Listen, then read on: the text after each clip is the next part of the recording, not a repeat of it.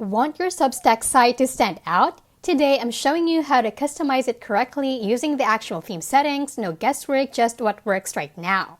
From your dashboard, click your profile icon and select Settings. Under Website, click Edit Theme or Theme Settings. Here you can change your accent color, font, and choose your homepage layouts.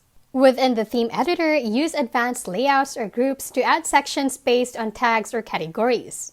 Pick your preferred intro style and decide if you want a tagline or pinned posts showing.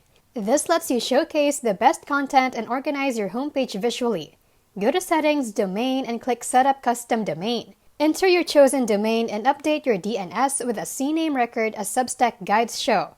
This connects your own URL to your site. That's how to properly customize your Substack. Choose your theme, structure your homepage, and add your domain. This has been How to Literally, where we keep it smart, simple, and scam-free. See you in the next one.